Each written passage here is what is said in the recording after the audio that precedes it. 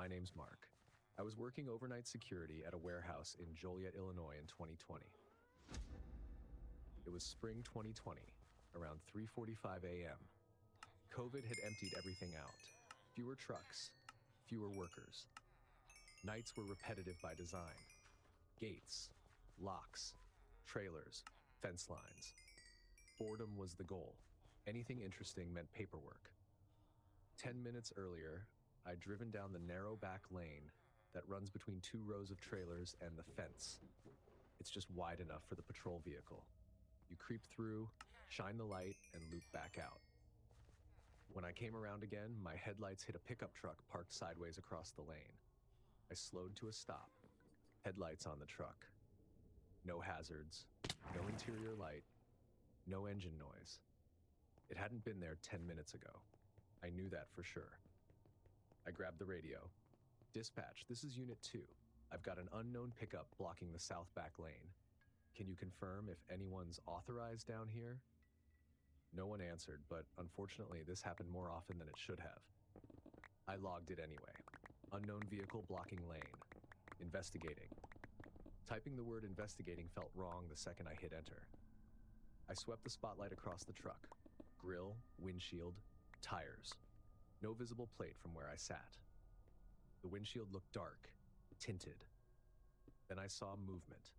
A man stepped out from between the trailers on my right, already on foot like he'd been waiting for my headlights to stop. He didn't wave, didn't look surprised, didn't act lost.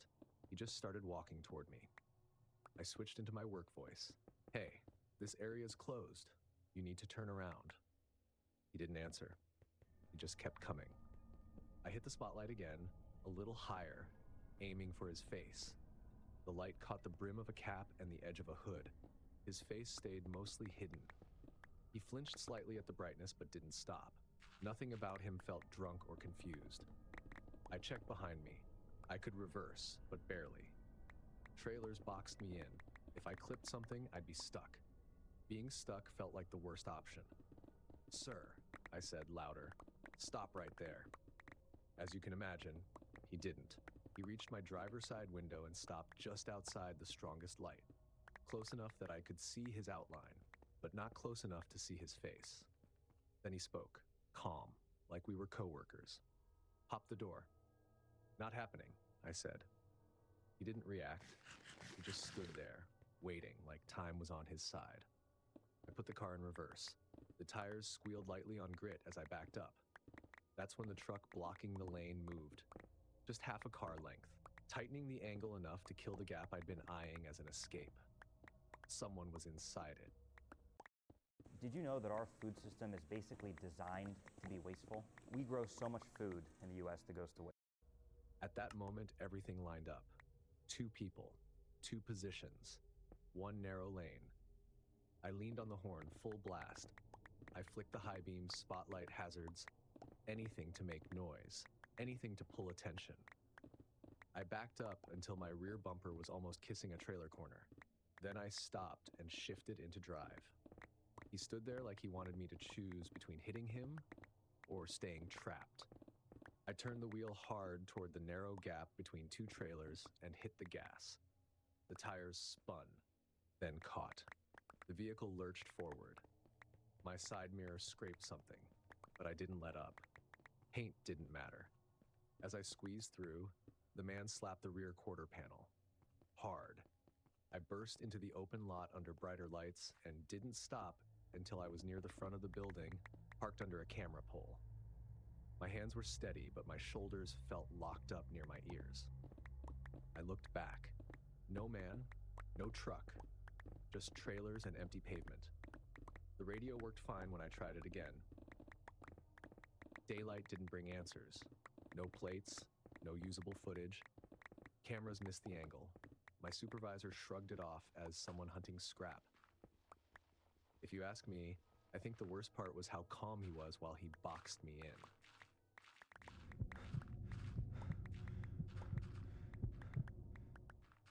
At 4 a.m, you don't get customers.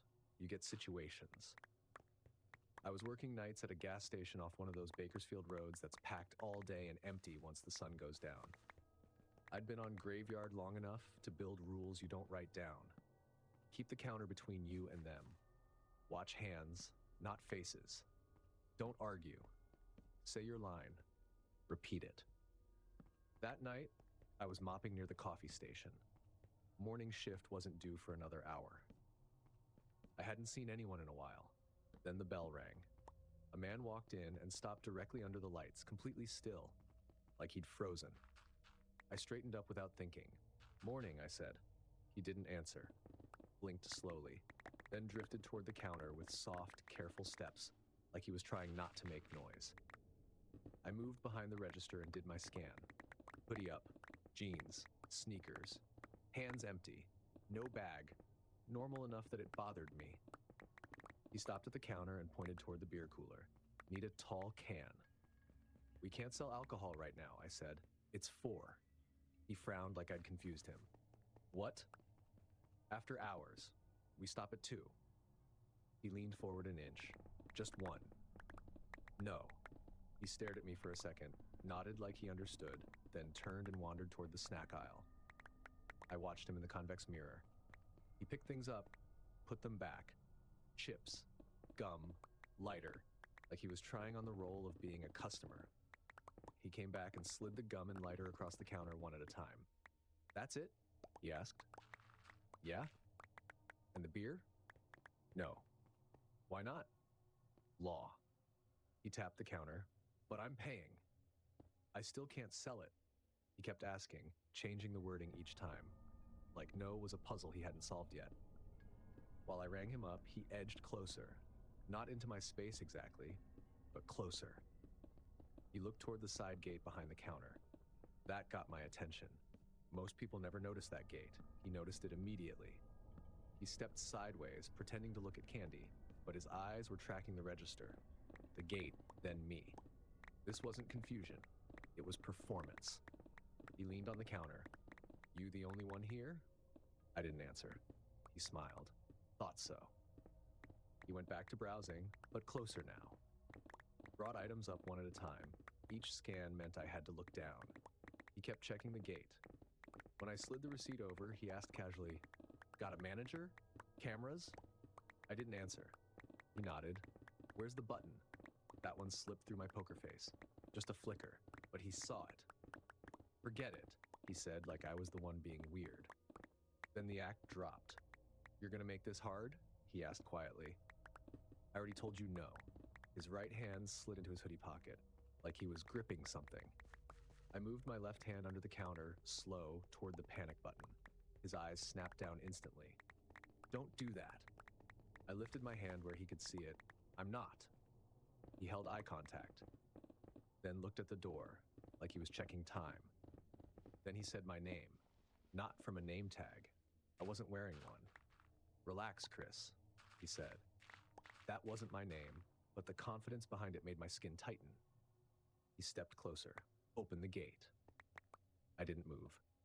He stared at me, then suddenly swept the small items into his arms and backed toward the door without breaking eye contact. Before turning, he leaned in and said, "I'll see you tomorrow." Then he ran. I locked the door, hit the panic button, and called 911. I didn't care about policy anymore. The cops came, took a report, walked the lot, asked if I saw his face, and that was it. Nothing happened the next day, or the day after. That was worse, because when someone says they'll be back and doesn't show, you don't feel safe. You feel scheduled. I stayed on nights for a few more months, but I stopped leaving the counter. I locked every back door. I watched hands before faces, and I learned something important. The dangerous ones aren't always loud. Sometimes they're acting confused until you stop playing along. This season, you've got places to go, people to see, and things to do. You may have already gotten vaccinated for flu and COVID-19.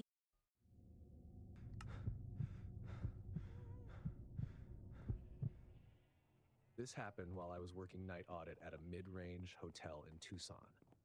Not luxury, not sketchy. Business travelers, families, conference spillover. Quiet most nights. Predictable. That was the appeal of night audit. The rules were clear, and if you followed them, nothing unexpected happened. I was behind the desk, reconciling charges, printing reports, and sipping coffee. The automatic doors opened once in a while when the AC kicked on hard enough to trip the sensor. Otherwise, the lobby was still. Then the doors opened for real. A man walked in like he belonged there. Business casual, clean shoes, polo tucked in, confident stride. He didn't look around like a guest. He stopped at the desk at exactly the distance someone used to counter stops and said calmly, "I'm here for a late compliance check. Don't call anyone. It'll just complicate it." The sentence flipped a switch in my head I didn't like admitting existed, the one trained to respond to authority before questioning it. "Okay," I said automatically. Then I caught myself. "Do you have ID?" He smiled, like I'd passed something. Of course. He tapped the lanyard hanging from his neck. The badge was turned backward. Brand standards. Random audit. The wording was almost right.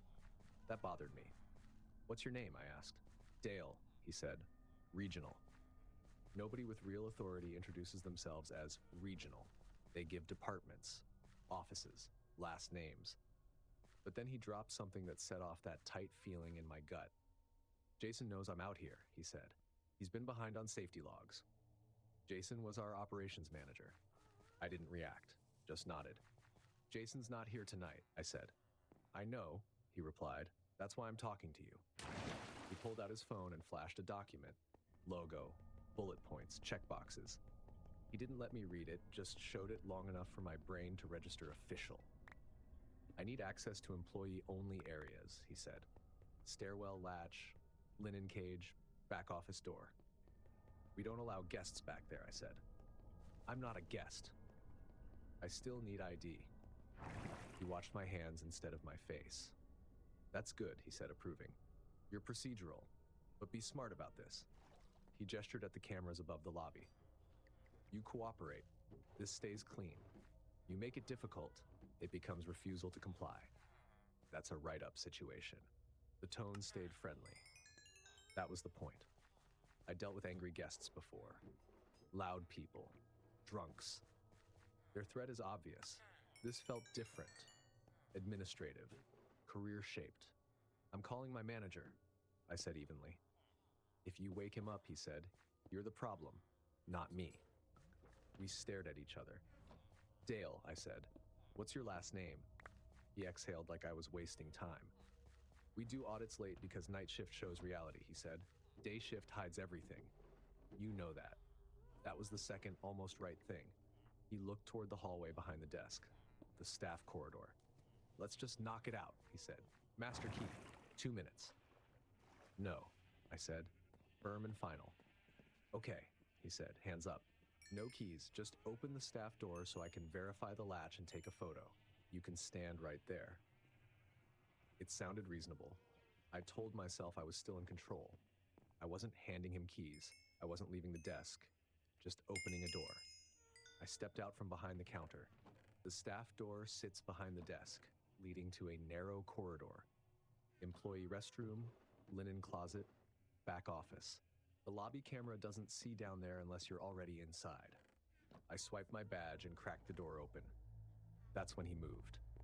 He slipped through the gap fast, too fast for someone documenting anything. Then I saw his hands, black gloves.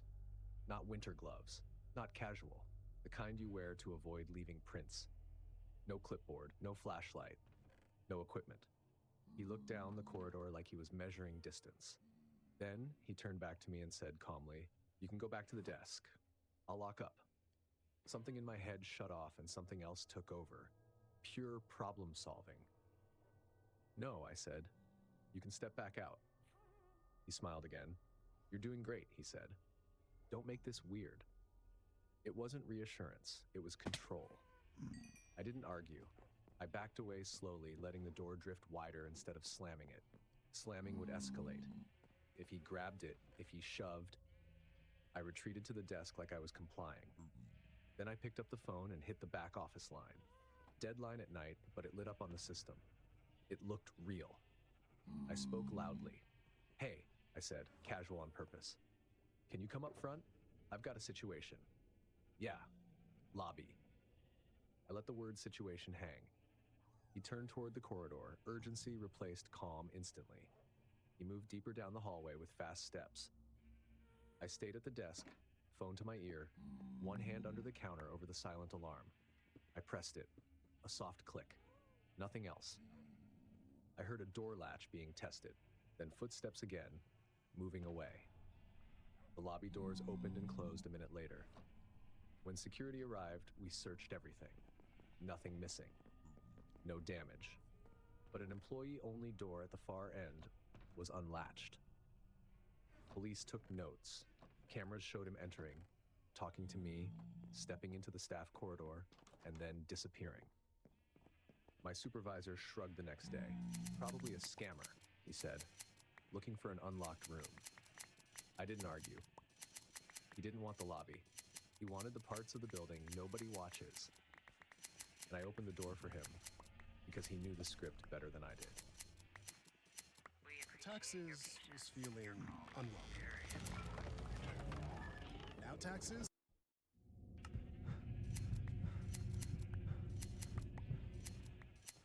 It was one of those shifts where time felt thick. The store was closed, the parking lot outside was empty, and inside we were running on caffeine and jokes that weren't funny unless it was after midnight. I worked nights stocking shelves at a big retail store in Oregon. Unload the truck, sort pallets, push product, base shelves, clock out. The crew had a habit of messing with each other. Nothing serious. Hiding box cutters, switching gloves, dumb stuff to stay awake. I hated it, but I dealt with it. That night, I came back from the break room, cutting through the back corridor like always. Past receiving, past the baler, past the rear doors that led to the loading dock. Then I saw the rear door was cracked open, maybe an inch. My first thought was another joke, another gotcha. That door never opened unless someone made it open. And it definitely didn't just sit there breathing winter into the building. I shoved it shut. It clicked, but the sound didn't feel right. I tried the handle, unlocked. That's when the anger really kicked in. Because an unlocked door isn't a prank. It's a problem. It's paperwork. It's blame. I locked it properly, then pulled on it hard, just to be sure. I texted the crew group chat, who left the rear door unlocked? Not funny. The replies came fast. LOL, my bad. Relax. Didn't think you'd notice. Laughing emojis. No one taking it seriously. I locked my phone and told myself to drop it.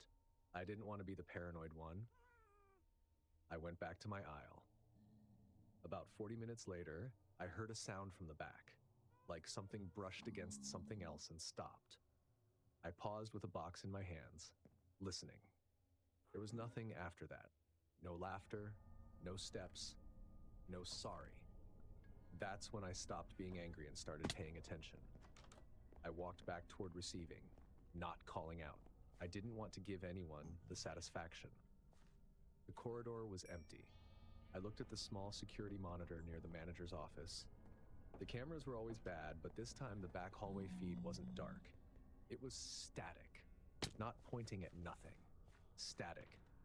I leaned closer and tapped the monitor, like that ever helped. Still static. Then I noticed something on the floor near the receiving door. A pack of gum. I picked it up and turned it over. It felt stupid how loud the wrapper sounded in that quiet space. I scanned the room. Nothing else was out of place. I told myself it was nothing. That lasted about 10 seconds. A step sounded behind me. I turned slowly. The corridor behind me was empty, but the feeling didn't leave. That awareness stayed, tight and specific, like I just missed eye contact with someone. I took a breath and walked deeper into receiving, trying to keep things normal. But then I saw a figure standing near the far pallets, almost hidden by shrink-wrapped boxes. Not wearing anything recognizable, not moving like an employee, just standing, turned toward the door like they were listening. We looked at each other. Neither of us spoke. I took one step back.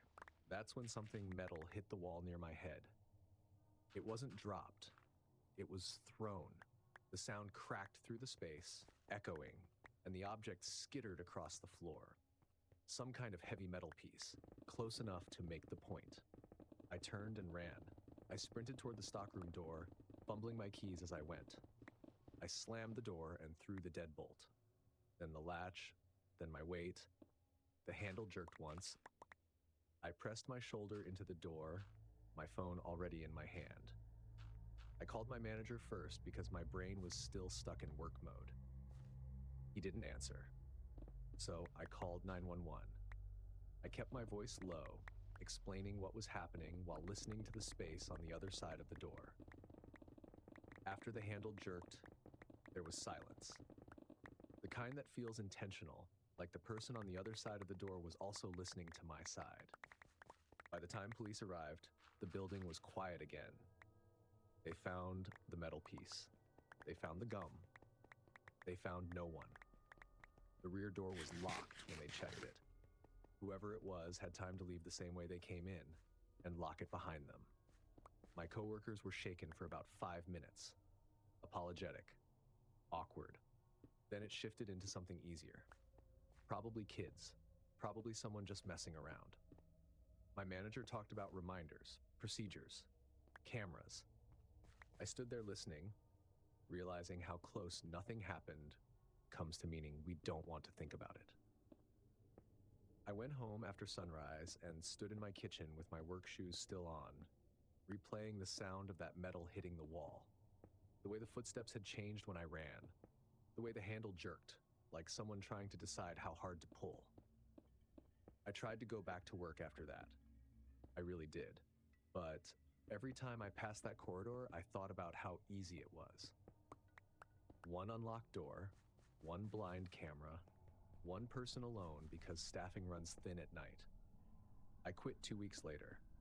The thing that still makes me angry isn't that someone came in. It's that they didn't have to break anything to do it. Someone left the door unlocked on purpose, and all it took was one night for that joke to become an entry point. New Year, same extra value meals at McDonald's. Now get a savory sausage McMuffin with egg, plus hash browns, and a small coffee for just $5. For limited time only. Prices and participation may vary. Prices may be higher in Hawaii, Alaska, and California, and for delivery.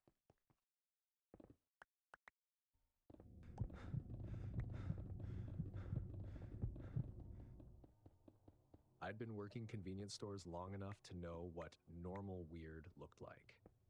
Late night customers stick around, they talk too much, they wander aisles like they forgot why they came in. You learn the difference between someone who's just tired and someone who's trying to wear you down. That night, I was running the late shift as the supervisor. It was supposed to be me and one cashier until close, but around 10:30, she said she wasn't feeling well and asked if she could head out early. We were slow. I didn't want to be the kind of manager who forces someone to stay when they're pale and sweating. So I let her go. As soon as the door shut behind her, the store felt bigger. That always happens. A convenience store is basically a glass hallway full of light. When it's staffed, it feels busy. When it's just you, it feels exposed. I went into tightened routine mode. Counters clear, register balanced, phone charged, non-emergency number pulled up, because sometimes you don't want to jump straight to 911. Sometimes you're still trying to convince yourself nothing's wrong. Around 11:20, a guy came in. Nothing that stood out. No hoodie pulled low, no pacing. He nodded at me, grabbed a sports drink, a bag of chips, and a couple scratch-offs. Work boots, jeans, ball cap. Mid-30s, maybe. Long night? He asked. Almost done, I said. He paid in cash. I gave him change out of habit, and he told me to keep it. Then he didn't leave. He drifted back toward the aisles like he'd forgotten something, stood in front of the medicine section, opened the beer cave, stared inside, closed it without grabbing anything, came back with a candy bar, then a lighter, then gum. Each time he made small talk, normal phrases, friendly tone. But his eyes kept sliding past me, toward the office door behind the counter. I watched him without staring. You don't want to make it a challenge, but you don't want to ignore someone who's circling either. By 11:45, I started my closing steps early. I didn't announce it. I just moved faster. Less noise, coffee dumped, rollers cleaned, counters wiped. I did my first closing sweep. The store had 3 main aisles and 2 blind spots. One behind a tall chip display near the bathrooms, and another in the back corner where shelves formed a narrow channel. I didn't see him. I went back to the counter, expecting to catch him pushing out the door. The front was empty. I stood there replaying the last 10 minutes in my head, trying to catch the moment he must have left. I told myself I missed it, that he slipped out while I was in the back, that my brain was looking for a problem because I was alone. I almost locked the door without checking again. Almost. Instead, I did a second sweep, paying more attention now. When I reached the chip aisle, something moved. I stopped. Everything sounded normal, but it felt like someone was listening. "We're closed in 15, I called. Just a heads up." No answer. I took a step toward the bathrooms. That's when I heard movement again, but it was close. Too close. I turned fast. At the end of the aisle, I saw a shape, low, crouched, pulling back like it was trying to disappear into the shelves. That was the point my brain stopped trying to talk itself out of it. I didn't ask who was there. I didn't step forward. I backed up. Slow at first because you don't want to trigger anything. Then faster because slow feels impossible once you know someone's hiding. I got behind the counter, grabbed my keys, and went straight for the office. The door was heavy, solid. My hands were clumsy, but I got it locked.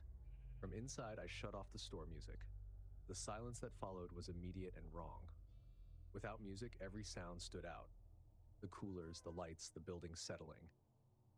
Then I heard a step, just one step, then another. I stared at the camera monitor. The angles were bad. Counter, door, a distant view of the aisles that flattened everything. Nothing moved on screen. I called the police anyway. I didn't say someone's hiding. I said what I could prove. I'm alone. I did a closing sweep. I saw movement. I'm locked in the office. While I was on the phone, I heard something that made my whole body lock up. A scrape, soft and slow, against the office door. I held my breath, then forced myself to breathe quietly because my own breathing sounded too loud. The dispatcher told me officers were on the way. Stay where you are. The scraping stopped. That silence was worse. Silence means thinking. Silence means choosing. I stayed in that office for what felt like an hour. It was probably 10 minutes. My phone battery dropped faster than it should have. When the officers arrived and knocked, I didn't rush out. I waited until I saw them on camera. Twice. They searched everything. Bathrooms, back corner, beer cave, behind shelves. They found nothing. One officer suggested it could have been an animal. The other didn't say much at all. They left. The store felt empty in a way that didn't feel safe. Empty meant nowhere to look. I finished closing with all the lights on and drove home watching every reflection in my mirrors. The next day, my manager asked if I was good. I told him what happened. He nodded and said, "That's wild," and moved on. A few days later, while restocking, I found something. A candy wrapper tucked behind paper towels in the back corner. The same brand the guy bought. I remembered ringing it up. It wasn't there before. I knew that section. He didn't hide because he was afraid. He hid because he was waiting. Waiting until it was just a building. And just me. If you noticed how every story crossed the line before anyone realized they were in danger, smash that like button, hit subscribe so you never miss the next nightmare, and let me know which story got under your skin. And if dating apps still feel safe to you, you haven't watched this channel enough.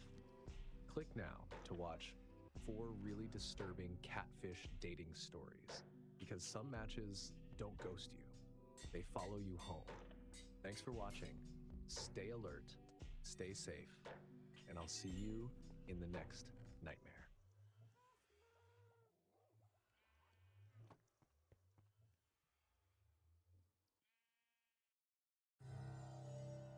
I was hired to assess the site's viability for for future development. Your run-of-the-mill, routine topographical and environmental survey. The land parcel in question was flagged decades ago as a former settlement, some mining camp or agricultural commune that folded before the First World War. There were no confirmed structures left standing, just a few ghosted shapes on topographic overlays and a vague mention in a handwritten railroad manifest. The assumption was that nature had reclaimed it. The client was a state expansion bureau that needed confirmation before approving the site for rezoning. 3 days on foot, 2 days to log data. Out. Easy money. I reached the ridge near sunset. From that vantage, I expected overgrowth, ruin, maybe a few stacked stones swallowed by decades of erosion. Instead, I found a town sat nestled at the base of the valley like it had never been lost. Dozens of rooftops, chimneys trailing thin plumes of smoke, worn wooden porches, 2-story homes with split-beam shutters and latticed windows. Not a single modern fixture in sight.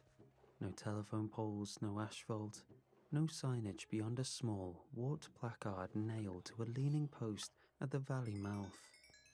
Burned into the wood. Merrow's End.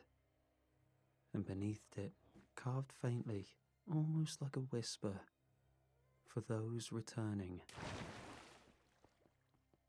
I started down the slope with careful steps, crunching through brush, expecting someone, anyone to react to my approach. It was active, yet somehow still. Clothes fluttered gently on drying lines. A figure walked through the garden rows behind one home, dragging a hoe in even intervals. Smoke coiled upward from chimneys. I heard a creak as a door swung open somewhere deeper in.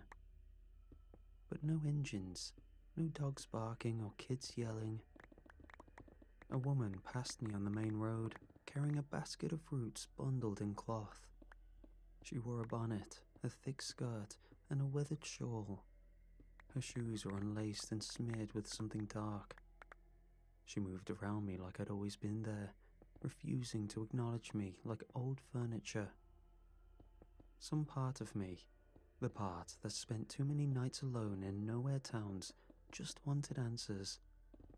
This place wasn't abandoned, which meant someone was maintaining it off-grid. I figured I'd knock on a few doors in the morning.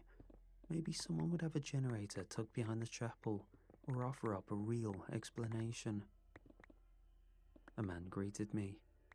He was standing on the porch with his hands folded in front of him, face lean but gentle, expression unreadable. "You'll want a room for the night," he said. I nodded. He handed me a brass key without requiring payment. "You'll want the room with a basin," he said, as I stepped past him and onto the porch. The inn was larger than it looked from the road. 2 full floors with a long central corridor that swallowed sound. The floorboards were clean, but worn thin in the center, ground down from decades of use. There were no rugs or decorations. The walls were lined with frames. At first, I thought they were mirrors, but they were too dark for that. Instead, they were panes of glass clouded with soot, edges chipped, surfaces dulled by age. Empty frames, no names or plaques. Whatever had once been hung there had been removed, yet the nails remained in place. The man didn't comment as I looked. He simply turned and walked, lantern in hand, expecting me to follow to the end of the hall. Inside my room was bare. There was a narrow bed with tightly tucked sheets, a small writing desk bolted to the floor, a single oil lantern hanging from a hook at the ceiling, and at the foot of the bed, centered precisely between the posts, a wide stone basin. The water inside was dark, thickened, like rainwater left standing too long. It caught the lantern light poorly, swallowing most of it. I assumed it was for washing. Old plumbing. I didn't touch it. I set my pack down and finally did what I should have done earlier. Tried to log my arrival. But there was no signal. I tried punching in data regardless. Coordinates, elevation estimate, structural count. The screen lagged, then froze. I wiped it clean, tried again. Same result. I put it away, hoping to try when signal returned.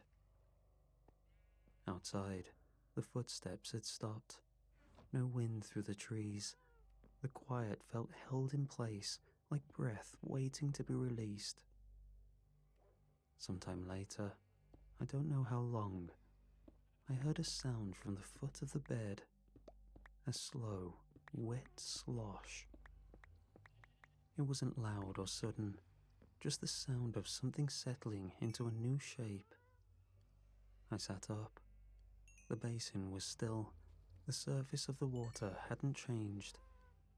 I leaned closer, lantern in hand.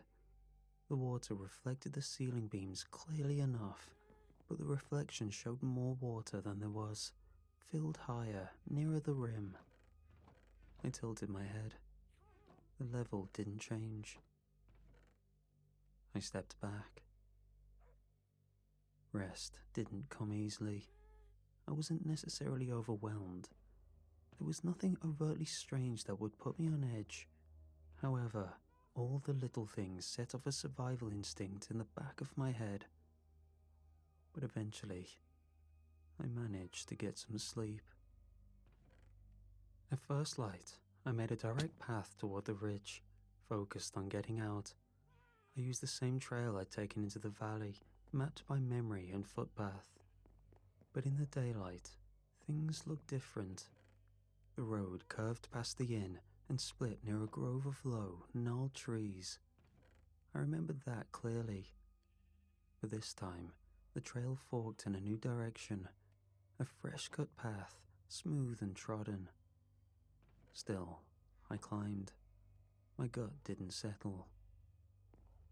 After 20 minutes of steady ascent, I reached the edge of a clearing I'd never seen, and beyond it, the same signage I'd passed the day before. Merrow's End, for those returning. The carving was identical, same angle, same split in the lower post. My boots made the same noise on the same gravel. I'd looped, except I hadn't turned once. Now, entering with the sun up, I could see the town had changed in my absence. The townspeople moved in synchronized cycles. I passed the root patch again and saw the same woman from yesterday, cutting the same crop in the same arc. Her knife never paused. I saw a man hanging herbs from twine near a crooked post, and when I passed by him half an hour later, he was still hanging them. Same motion, same plants, only the twine had lengthened. No one acknowledged me, not even in the passive, dismissive way they had before. They moved as if they were enacting a play. I tried knocking on doors, but most were locked. Inside the few I could open, there was nothing but unused furniture, arranged identically in each house. Then, I saw the children. 3 of them stood in the narrow alley behind the butcher's shop, watching a beetle drag itself across the dirt coldly. They watched me for a few seconds in the corner of their eyes. They just didn't look, like I wasn't an object worth registering. Then I saw the youngest looking one blink. Once, slowly, and the beetle stopped moving. In an overgrown field, a woman bent over a patch of grey, root-like vegetables, hacking at them with a curved blade. Nearby, a man dragged a whetstone along the edge of a billhook, his stroke steady and mechanical. A pair of goats were being led across the road by a child with a switch in one hand, not using it, just holding it upright like a flag. At the town square, I confronted an older man carrying an unlit lantern. "Where's the road out?" I asked. He tilted his head. "We prepare," he said. "Prepare for what?" He looked at me with unfocused, glazed eyes. "Some," he said slowly, "for longer than others." He sounded delirious. Nothing he was saying made sense. Then he walked past me and continued walking even after the road ended. That was when I saw the well. It sat in a square like an altar. A long rope hung slack down the shaft, still coiled with use. Around the lip of the stone were carved words, worn but legible. "All offerings must bear intent." The O in offerings was cracked through, as if something had been wedged into it. I leaned in to look closer. Inside the well, not far, I saw fabric, a sleeve, a shoulder, a body half immersed and bent wrong, like it had been folded inward and offered to the shaft. Their skin was pale and waxy, and their limbs pulled long and jointless, resembling the townspeople. I backed away and stumbled toward the church. It was open.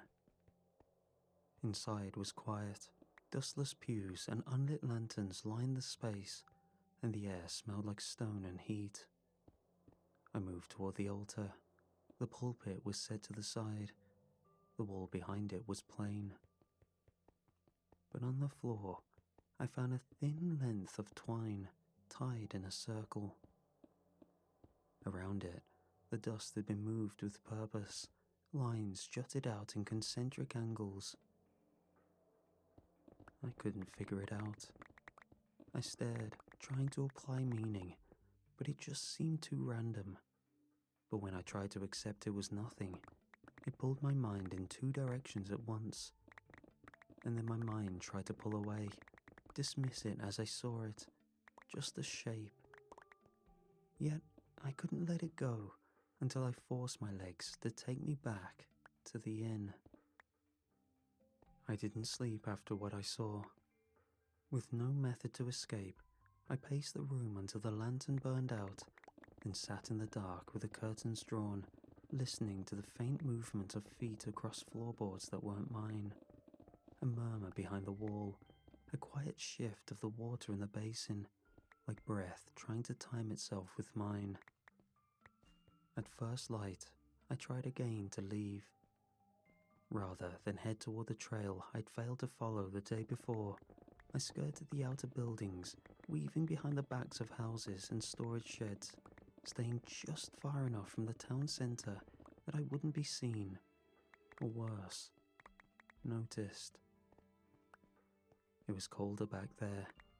The houses thinned into open ground behind the church, where the grass grew in tight circles, pale as bone. It wasn't the path I'd come in on, but it pointed toward the tree line, and that was enough. Near the slope's edge, I found a rusted iron gate wedged between two stone posts. The metal had slumped with age, its joints warped from old pressure.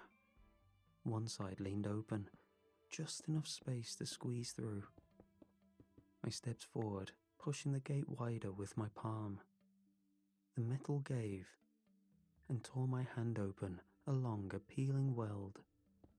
The pain was sharp, instant. I swore and stumbled back, cradling my hand as blood ran freely across my skin. Too freely. The cut was shallow, but the flow was steady, hot, unnervingly fast. I pressed my hand to my jacket to slow it, but the blood had already begun to trail across the soil, moving strangely, branching. Veins of red crept through the dirt, crawling outward in thin, impossibly symmetrical lines. The earth darkened where it passed, capillary thin rivulets spidering out in every direction. My mind went back to what I saw in the church. backed away, chest tight, heart thudding hard enough I could feel it in my ears. The blood didn't stop. It was like it was forming a pattern. I don't remember getting back to the inn, having moved with urgency to tend to my wound in solitude. I just remember the act of slamming the door behind me, breathing through clenched teeth, then crouching at the foot of the bed to unwrap my hand and bandage it tight with a clean shirt sleeve. By the time night came, I was shaking. It felt as if my balance was slightly off center. My hand had stopped throbbing, but I didn't check the dressing. I didn't want to see how clean it was. The lantern was off.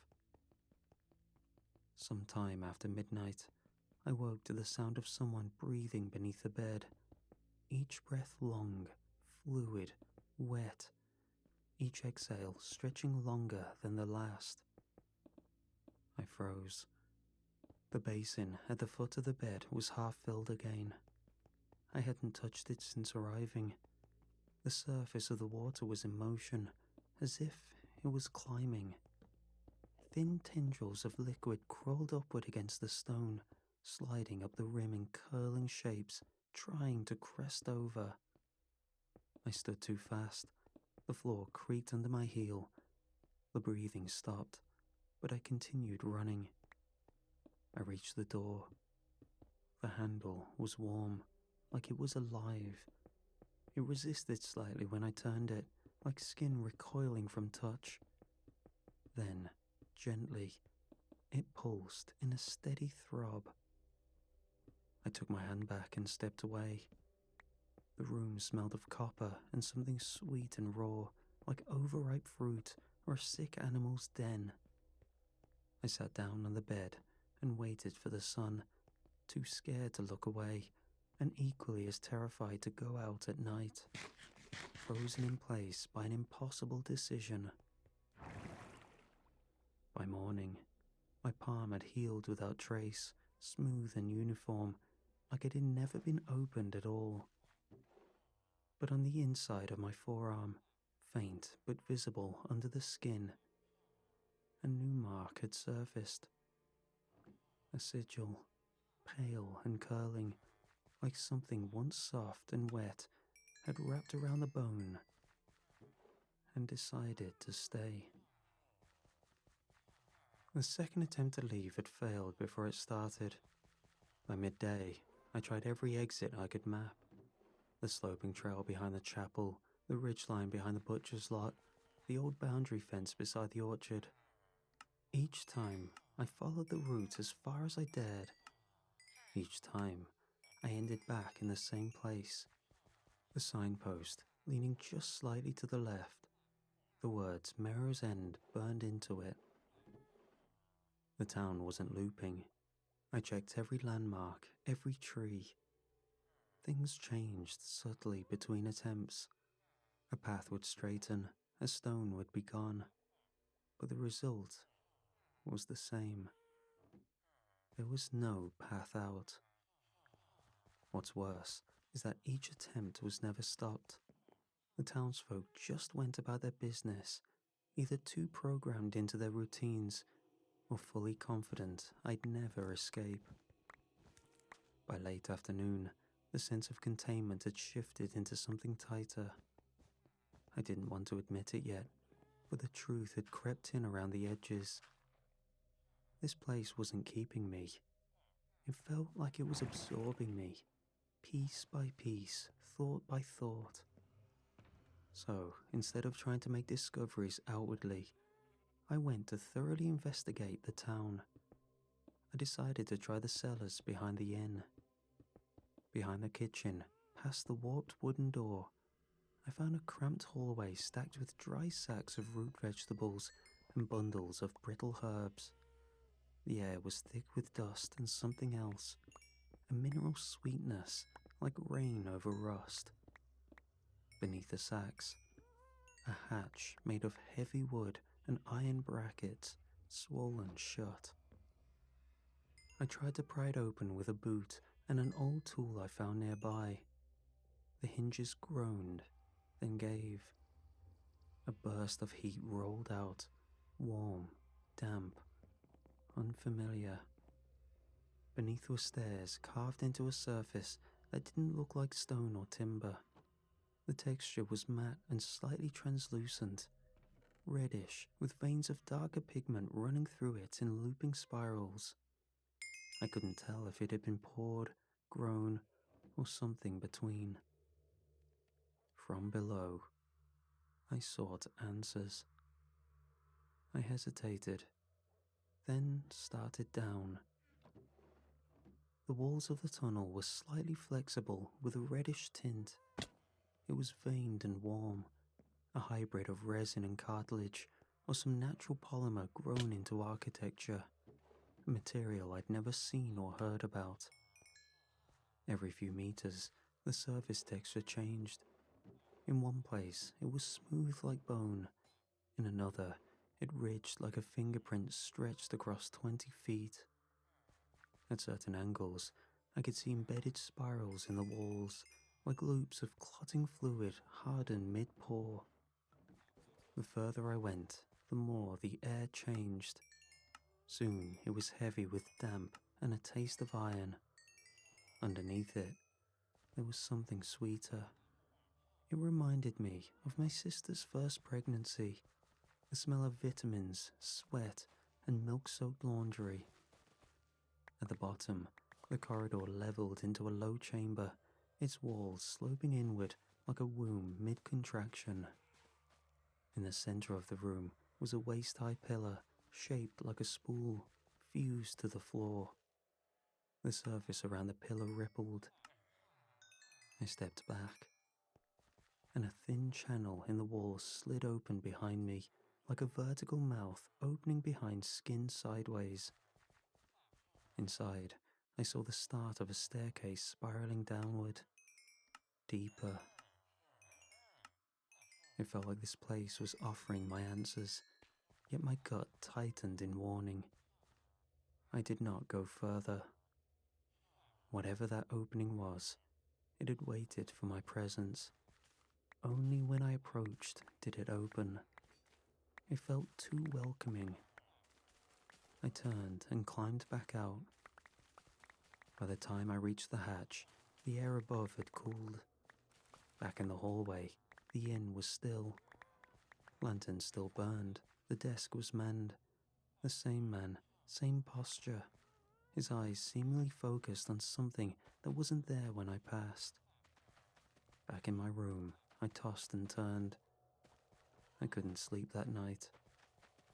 I heard the basin fill again, slower this time. The day after felt charged, and by nightfall, something had changed in the rhythm of Merrow's End. The town had always felt orchestrated, the repetitive tasks, the choreographed silences, but now the pattern was breaking, or accelerating. The townsfolk no longer moved with the sluggish patience of sleepwalkers. They twitched when they moved, subtle gestures across bodies while they did their routine. A hand wiping a brow here, echoed by another sharpening a blade there, intermingled with an animalistic jitter. Something hiding behind the passivism, waiting to be opened up. Their expressions slackened, faces softened into a quiet tension, as if something inside them was pushing forward, pressuring the surface of their skin. Eyes bulged slightly, but not with fear, with purpose. It didn't feel like watching a crowd.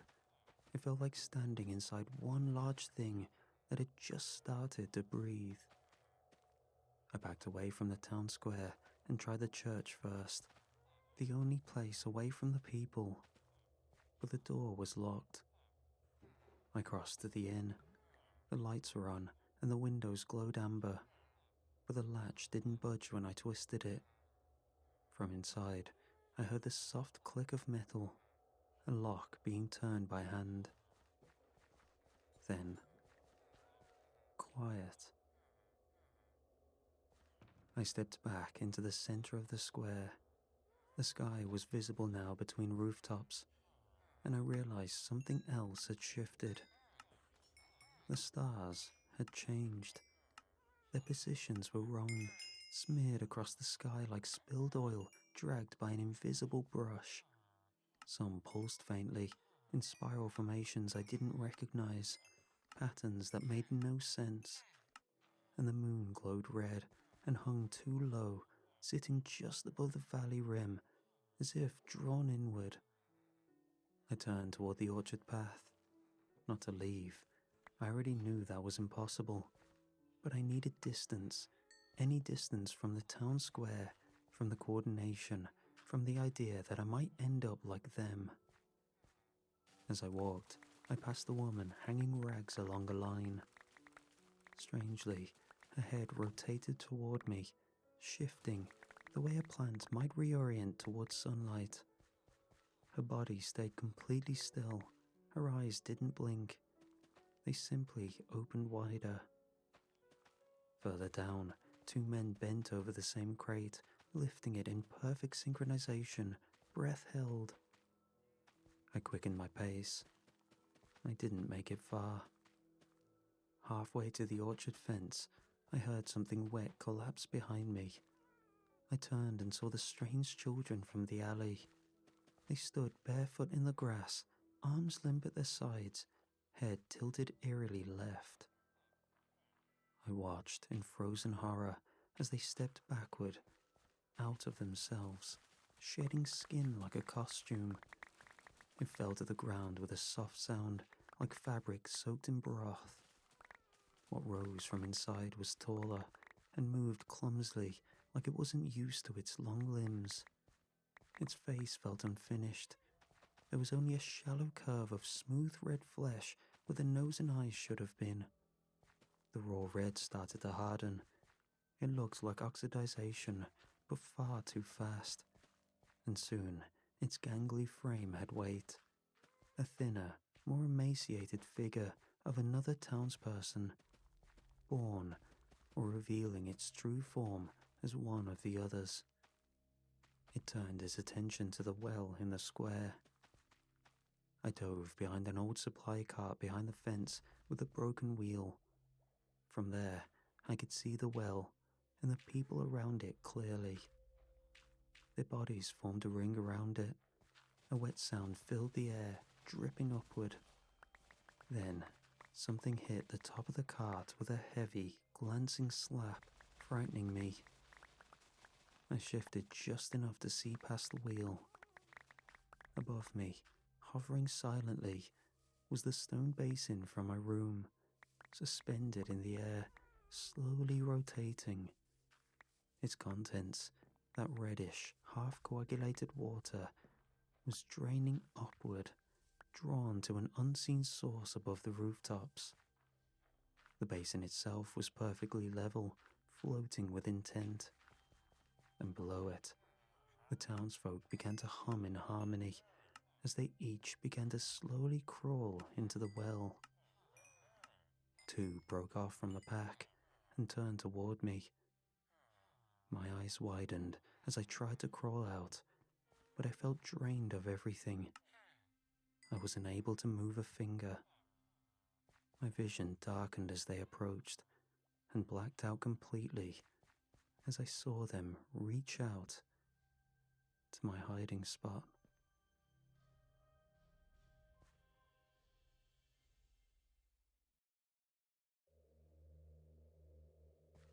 I came to in my room at the inn. The lantern on the desk burned low, flickering against the ceiling like it was struggling to stay lit. I sat up slowly, disoriented by the absence of memory. I couldn't remember anything after hiding beneath the cart. The sheets How you doing, Enman? Interested in sparring with me? beneath me were dry, but my clothes clung to my skin, damp, heavy.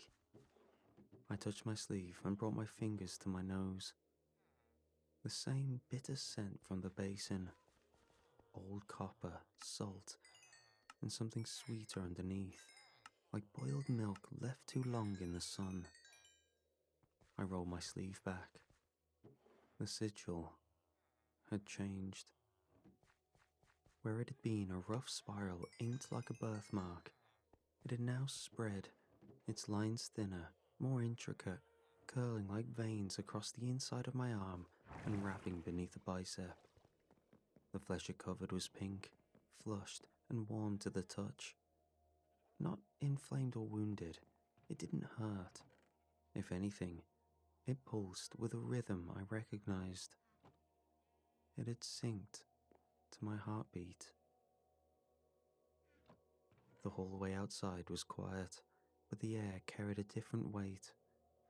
The building itself had changed. The walls, though still straight, seemed to lean closer, perceptibly, as if pressure had built up behind the plaster.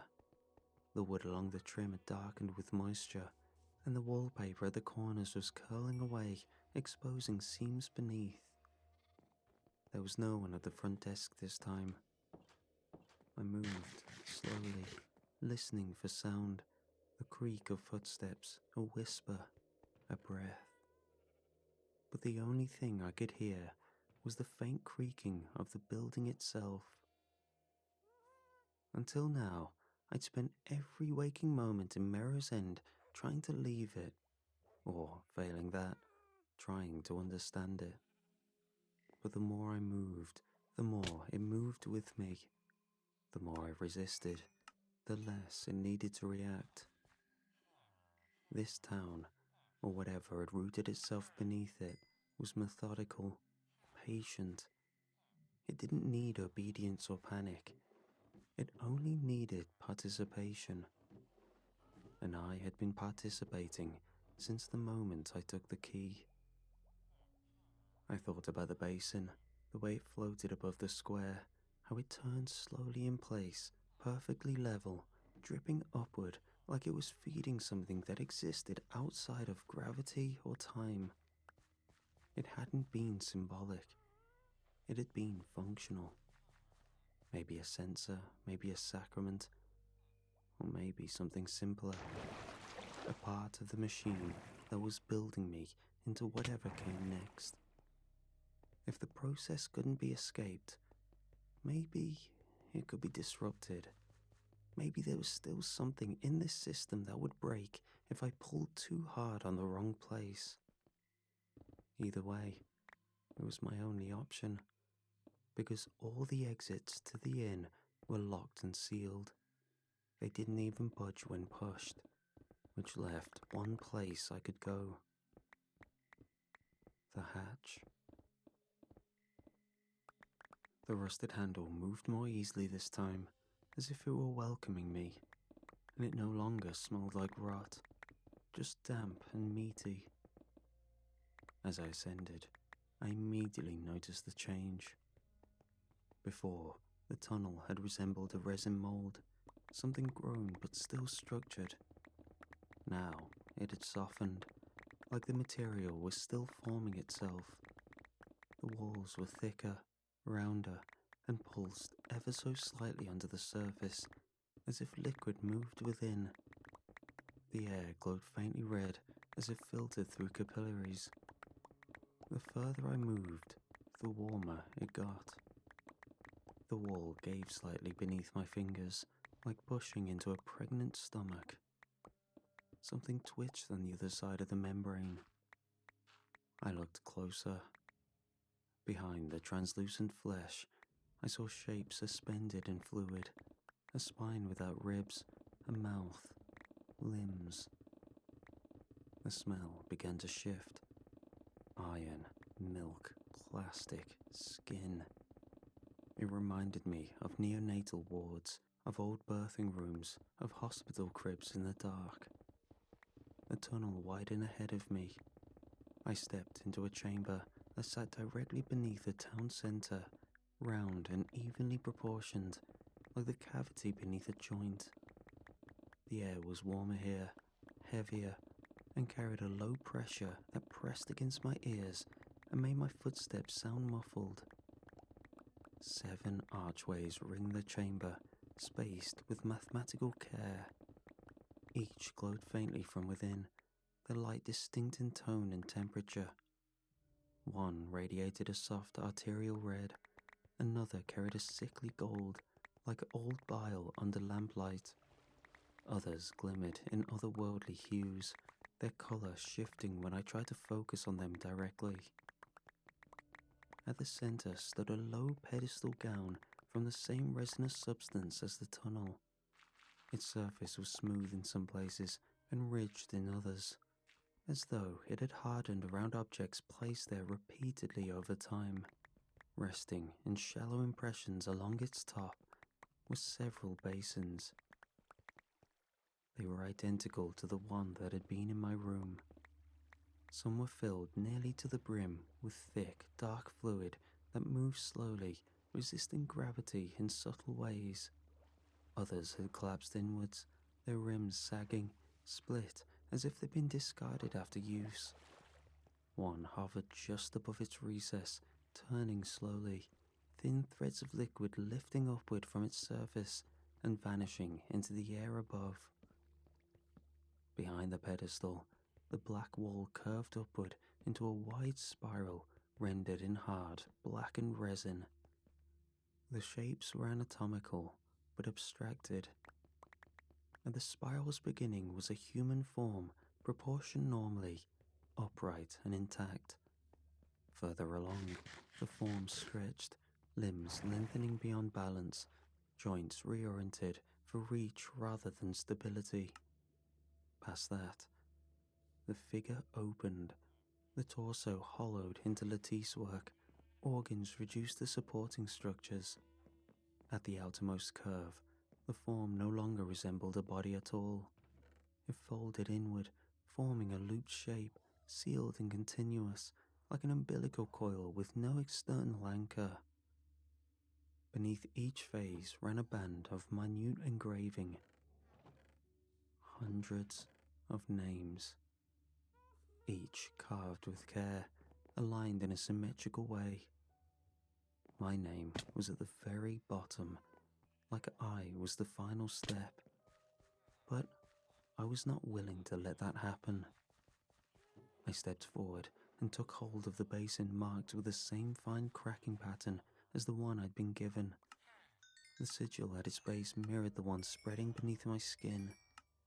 It felt warm in my hands, neither fragile nor heavy, balanced in a way that suggested it had been made to be carried. I lifted it and brought it down against the pedestal.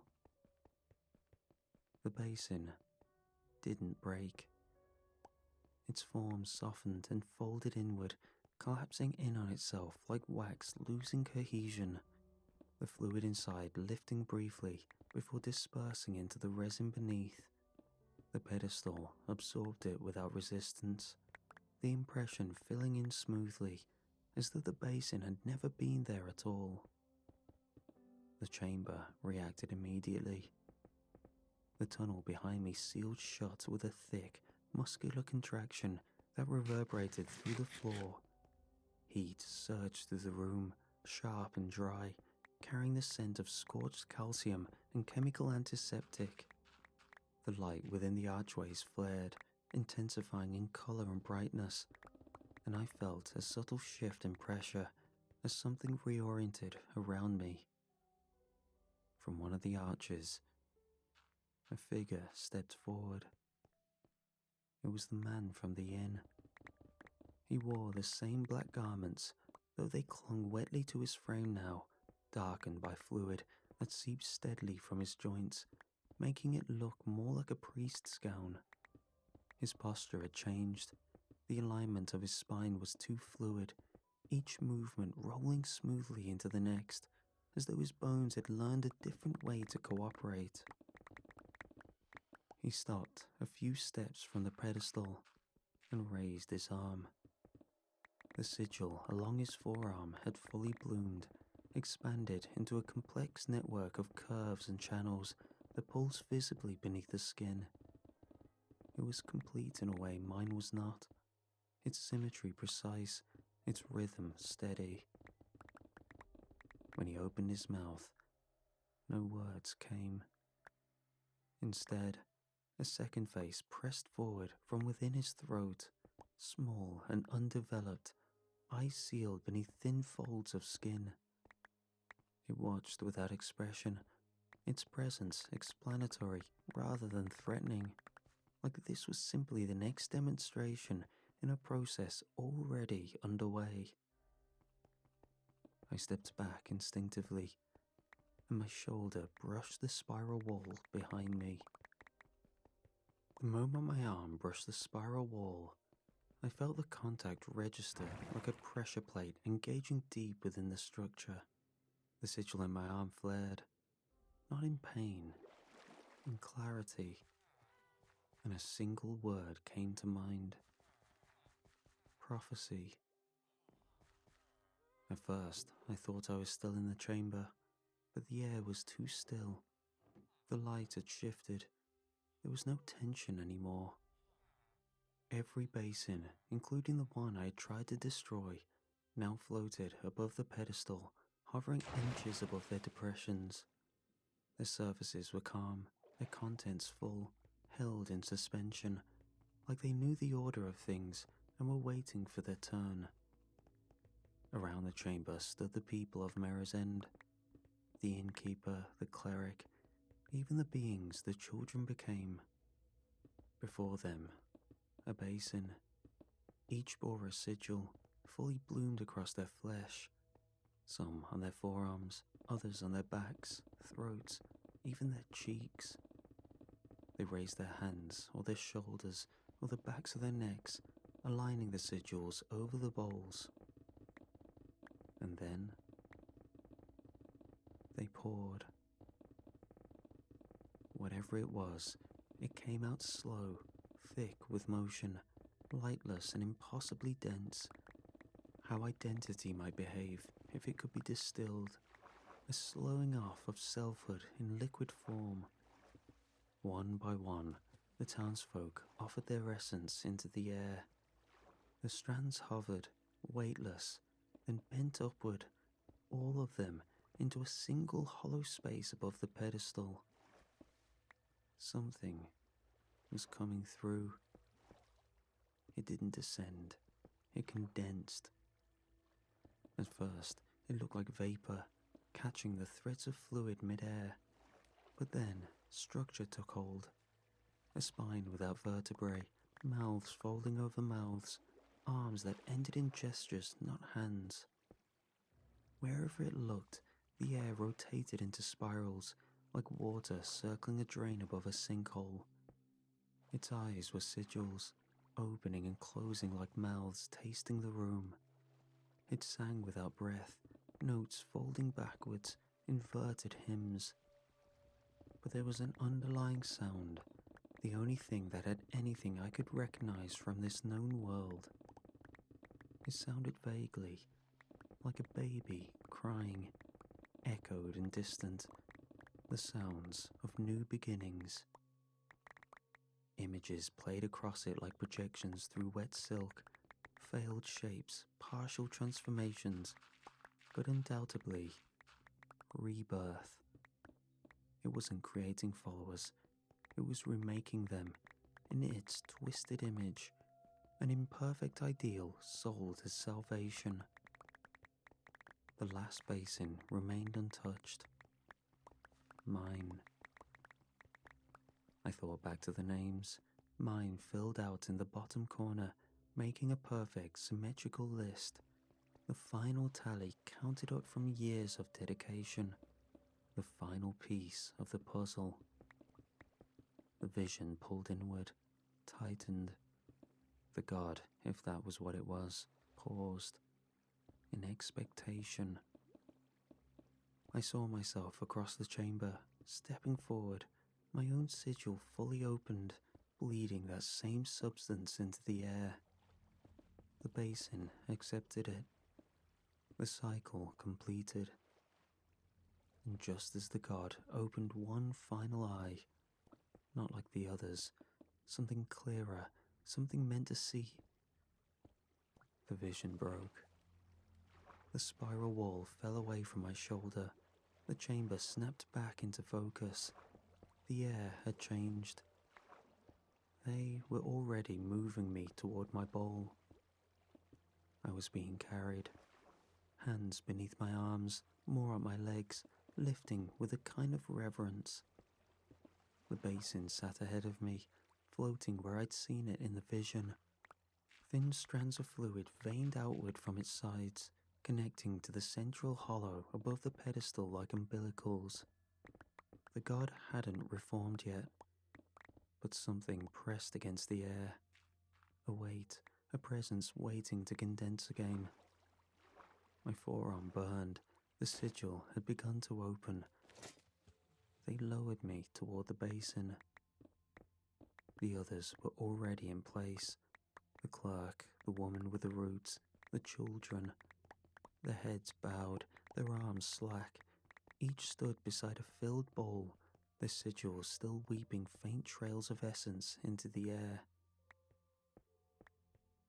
The moment my skin touched the rim, the basin flared. My sigil stung open like a blister under pressure, the heat radiating inward. I felt something shift inside me, detail being pulled forward.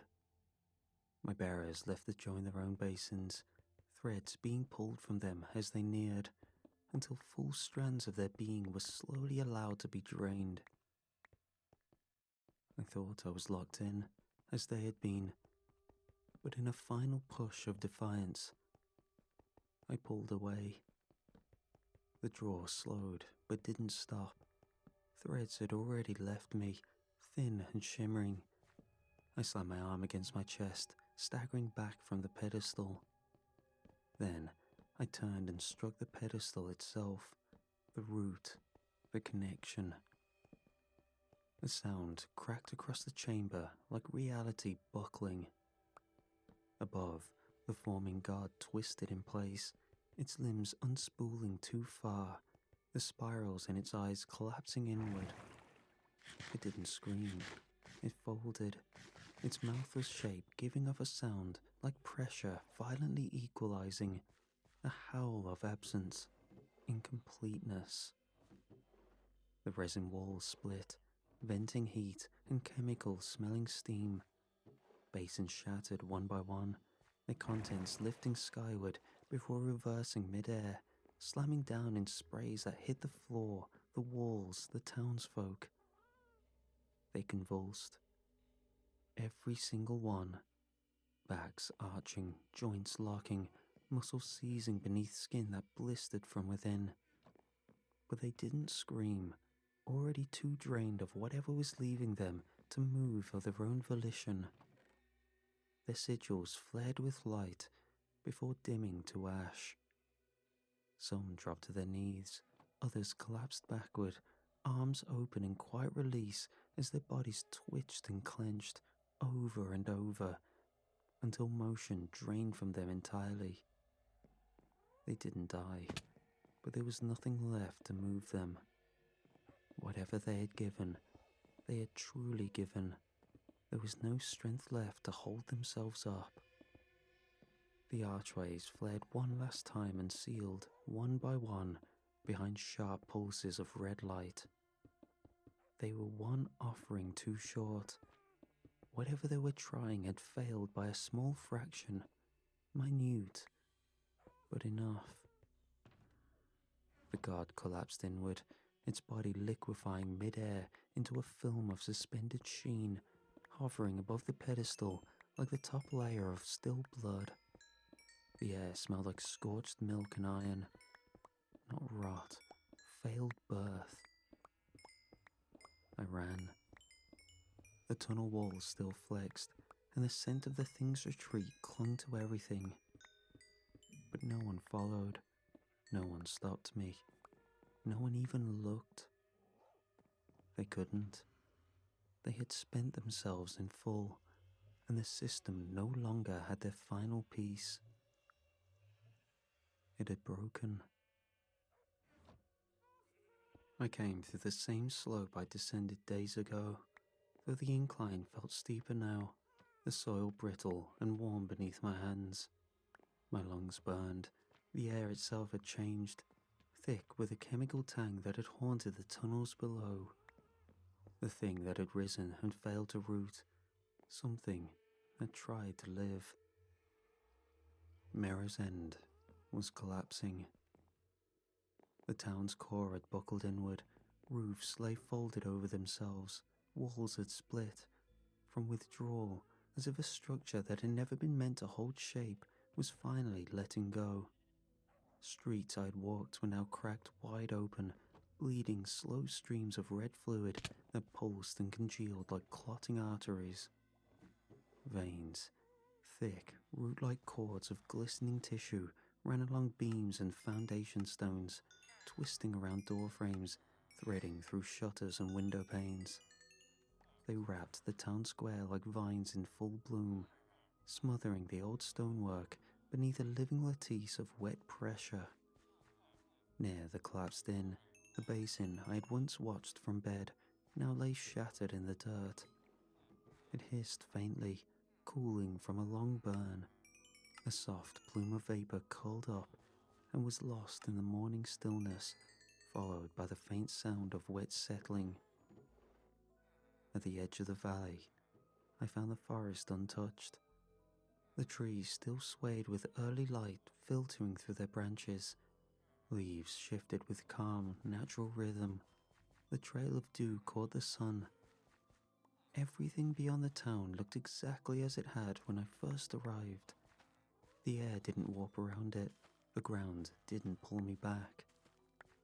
Whatever had bound me to Merrow's End, whatever looped the land into a closed circuit, had been broken.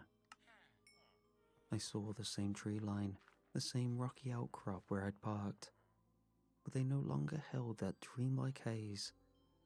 They were just trees, just stone. I started walking. As I reached the place where the road once rejected me, where I had turned back again and again, I stepped forward.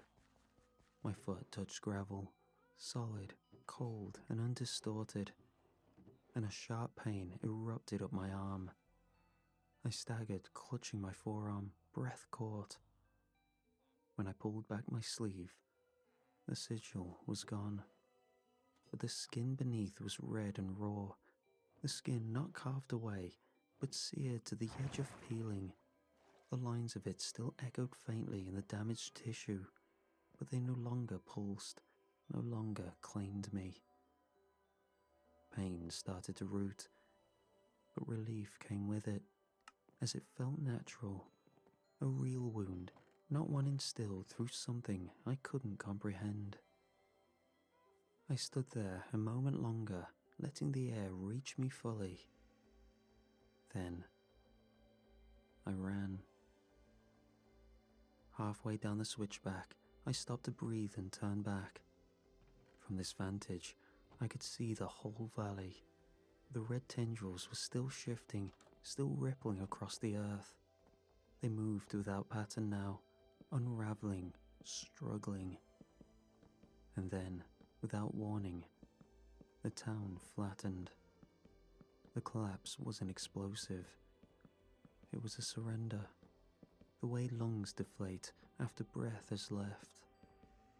The veins dissolved into vapor. Even the wooden sign, Mirror's End, for those returning, fell into itself. All of it vanished.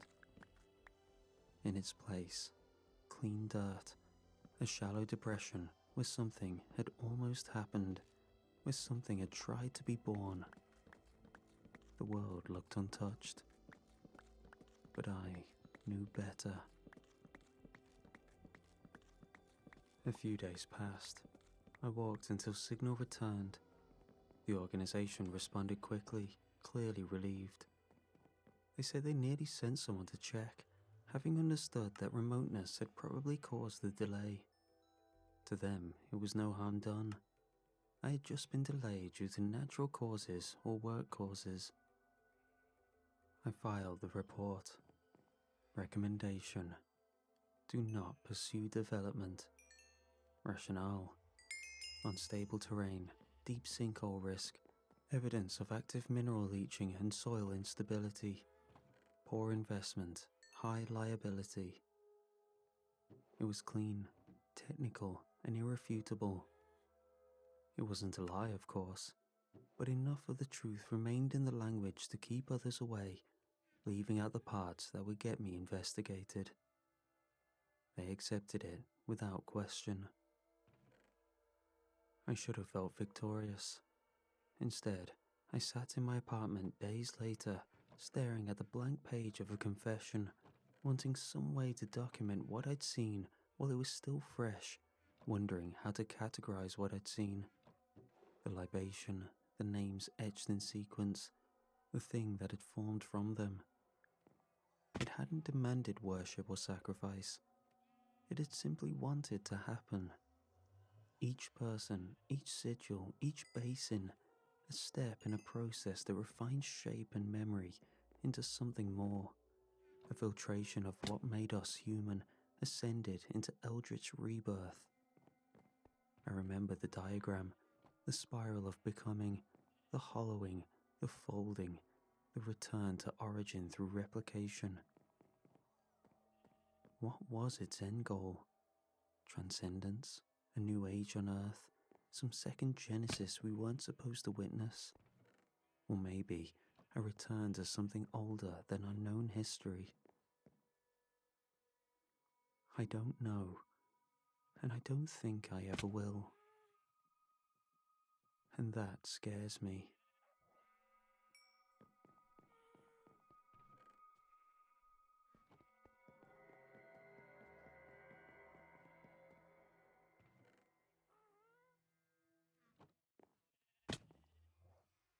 Welcome to Big Savings This Week at Grocery Outlet. Your